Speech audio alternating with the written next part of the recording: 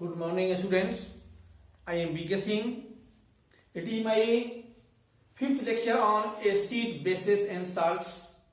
In this class, I will describe about property of bases. I mean to say that water-soluble bases are known as alkali. So, in this class, I will describe the properties of alkali. First property of bases, which is water soluble, is bases turns red litmus to blue. Base का character है कि litmus paper जो होता है ना, red colour blue colour litmus paper जो बताया गया, तो रेड लिटमस पेपर को ब्लू कलर में कन्वर्ट करने का पावर किसको है? बेस को. इसलिए bases turns red litmus to blue. Second property है बेसेस है बीटर टेस्ट. बेस का टेस्ट जो होता है वो बीटर, तीखा टेस्ट होता है. तो कहा गया बेसेस है बीटर टेस्ट. सब फिजिकल प्रॉपर्टी है इसमें. Bases feel slippery to touch. जैसे साबुन का फेम जो होता है, फोम झाग जो होता है, हाथ से छुइए, ऐसे कीजिए तो किस तरह से चिकना लगता है, उस तरह से बेस को भी छूने पर उसी तरह से स्लिपरी लगेगा, है ना, ग्रीजी, स्लिपरी. इसलिए उसको बोलते हैं कि bases are slippery to touch. छूने पर वे स्लिपरी लगेंगे. The solution of base conduct electricity. Base solution conduct electricity because bases are dissociate to form ions in water, and hence due to formation of ions base solution conduct electricity. Now I describe the reaction between bases and metals. Chemical property. Base और metal के बीच में reaction. तो जान लो कि अधिकांश जो metals जो होते हैं वे बेस से रिएक्शन नहीं करते हैं. कुछ मेटल्स ही होते हैं वह बेस से रिएक्शन करते हैं.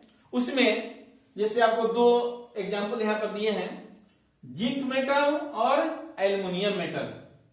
When sodium hydroxide which is a base, when sodium hydroxide reacts with zinc metal, it forms sodium zincate. देखो Na2ZnO2 ये नाम है sodium zincate.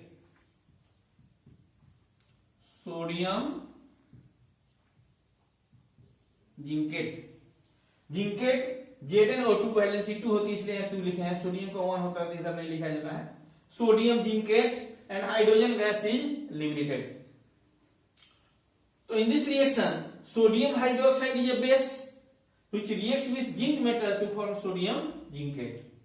Similarly, when sodium hydroxide reacts with aluminum metal in the presence of water, देखो यह reaction जो होता है ना, हाईली एक्सोथर्मिक है.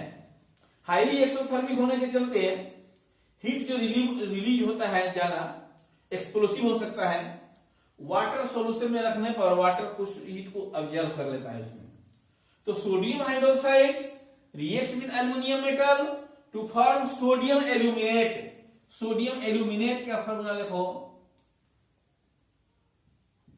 NaAlO2. एल्यूमिनेट पर -1 चार्ज, सोडियम पर +1, इसलिए नीचे कोई डिजिट नहीं. सोडियम एल्यूमिनेट, इसका नाम होगा sodium aluminate. And hydrogen gas is liberated. Balance करोगे जैसे इस रिएक्शन को, तो सोडियम के बदले में अगर यहां पर हम सोडियम 2 लगाओ, सोडियम 2, तो यहां भी कितना लिखना पड़ेगा? 2 लिखना पड़ेगा. सोडियम 2, हाइड्रोजन, और यहां पर देखो एल्युमिनियम कितना हो गया? 2. तो यहां भी एल्युमिनियम का लिखना पड़ेगा, 2 लिखना पड़ेगा. और 2 मोलिक्यूल ऑफ वाटर दिया जाए, 2 मोलिक्यूल कितना होना चाहिए वाटर का. तो हाइड्रोजन देखो, 2 हाइड्रोजन यहां और 2 4 हाइड्रोजन यहां, तो 4 हाइड्रोजन और 2 मिलकर ना 6.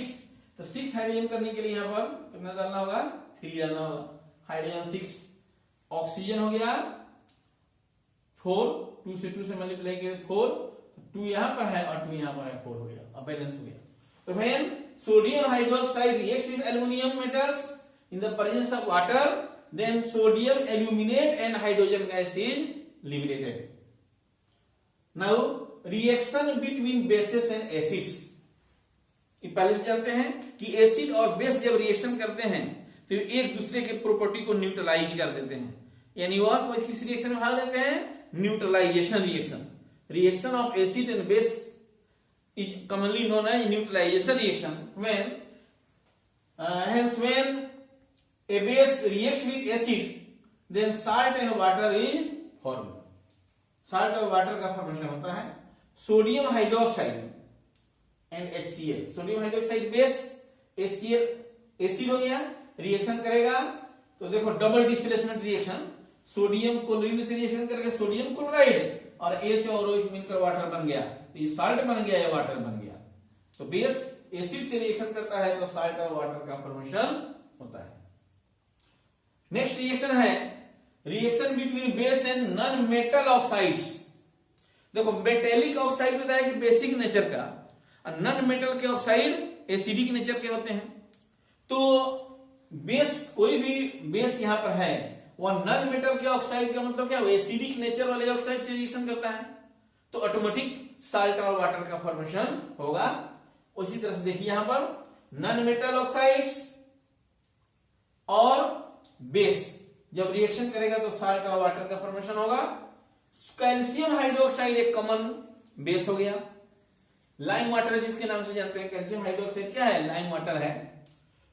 कार्बन डाइऑक्साइड गैस से जब रिएक्शन करता है तो कैल्शियम कार्बोनेट और वाटर का फॉर्मेशन होता है।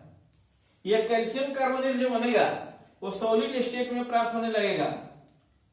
ये कैल्शियम कार्बोनेट के बनने के चलते व्हाइटनेस और बढ़ जाता है। ये कॉमन रिएक्शन है। जैसे मान लो घर का पेंट होता है, चूना से अगर पेंट कराया जाए, है ना, तो जिस दिन उसे पेंट कराते हैं उस दिन उस व्हाइटनेस उतना नहीं बढ़ता है, बोलता है कि 2 दिन सूखने पर देखिए क्या हो जाता है, सूखने पर।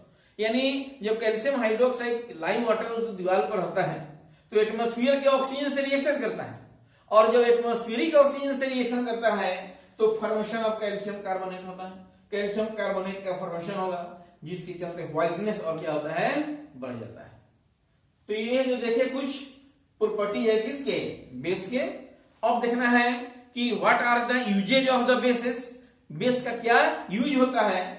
तो जैसे मान लीजिए सोडियम हाइड्रोक्साइड एक बेस है NaOH, तो उसका यूज होता है base like sodium hydroxide is used in manufacture of soap, paper and synthetic fibre. Soap industry में, पेपर इंडस्ट्री में सिंथेटिक फाइबर का जो फॉर्मेशन होता है उस स्थान पर सोडियम हाइड्रोक्साइड बेस का क्या होता है, यूज होता है। उस तरह से कैल्शियम हाइड्रोक्साइड जो ये स्लैक लाइन इसका यूज होता है manufacture of bleaching powder. Bleaching powder के मैन्युफैक्चर में कैल्शियम हाइड्रोक्साइड का यूज होता है। आगे हम पढ़ाएंगे कि ब्लीचिंग पाउडर का मैन्युफैक्चर कैसे होता है। तो when chlorine gas is passed over dry slaked lime at 40 degree Celsius temperature, then formation of bleaching powder takes place. यानी जब 40 डिग्री सेल्सियस टेम्परेचर पर इसी कैल्शियम हाइड्रोक्साइड के ऊपर क्लोरीन गैस पास कराया जाता है तो ब्लीचिंग पाउडर का फॉर्मेशन होता है। आगे उसके बारे में हम पढ़ेंगे, ब्लीचिंग पाउडर के बारे में। उसके बाद देखेंगे सिमिलरली बेस जैसे सोडियम कार्बोनेट का फॉर्मूला क्या होता है, Na2CO3। इस सोडियम कार्बोनेट का यूज किया जाता है वॉशिंग सोडा बनाने में। वॉशिंग सोडा का फॉर्मूला क्या होता है, देखो Na2CO3.10H2O। Here .10H2O is the water of crystallization। Crystal के बनने में जितने वाटर मोलिक्यूल वहां पर लगते हैं उसको वाटर ऑफ क्रिस्टलाइजेशन कहते हैं। तो सोडियम कार्बोनेट डेकाहाइड्रेट, इसका केमिकल नाम क्या होगा, सोडियम कार्बोनेट डेकाहाइड्रेट। इस सब का फॉर्मेशन आगे पढ़ना है, कैसे उसको फॉर्म करेंगे। यानी हम यूज पढ़ा रहे हैं तो यूज में केवल पॉइंट वहां पर जानना होगा। इस बेस का यूज में, जैसे सोडियम हाइड्रोक्सार्बोनेट को एक बेस माना जाए तो उसका यूज किया जाता है सोडियम वॉशिंग सोडा के फॉर्मेशन में। सिमिलरली सोडियम बाइकार्बोनेट, देखो NaHCO3, सोडियम बाइकार्बोनेट को बेकिंग सोडा कहते हैं। तो बेकिंग पाउडर के फॉर्मेशन में इस बेकिंग सोडा का यूज होता है। बेकिंग पाउडर में ये सोडियम बाइकार्बोनेट और टार्टारिक एसिड का मिक्सचर होता है। टार्टारिक एसिड टेमरिंड में पाया जाता है, इमली में, उसमें टार्टारिक एसिड पाया जाता है। वहीं टार्टारिक एसिड और सोडियम बाइकार्बोनेट का मिक्सचर जो यूज होता है तो वह बेकिंग पाउडर कहलाता है। इसका यूज इसलिए करते हैं कि उसका बिटरनेस, जो सोडियम डायरेक्ट अगर ये सोडियम हाइड्रोजन कार्बोनेट यानी सोडियम बाइकार्बोनेट रहेगा तो इसको तो फूड मटेरियल जैसे केक को फुलाने में, जिलेबी में, है ना, ये सब चीज बनाते हैं फूड आइटम्स, उसमें क्या डालते हैं, बेकिंग पाउडर डालते हैं। अगर उसमें टार्टारिक एसिड नहीं मिक्स रहता तो उसमें बिटरनेस ज्यादा आ जाता थोड़ा, उसको रोकने के लिए उसमें क्या मिलाते हैं, टार्टारिक एसिड का फॉर्मेशन मिक्सिंग किया जाता है। तो ये हो गया आपको बेस के प्रॉपर्टी के बारे में हो गया। अगले नेक्स्ट क्लास में हम लोग पढ़ेंगे किसके बारे में, साल्ट के बारे में, है ना। एसिड बेस हो गया, साल्ट के बारे में पढ़ेंगे अगले क्लास में। अब देखो होगा तो कांटेक्ट कीजिएगा 9931978803।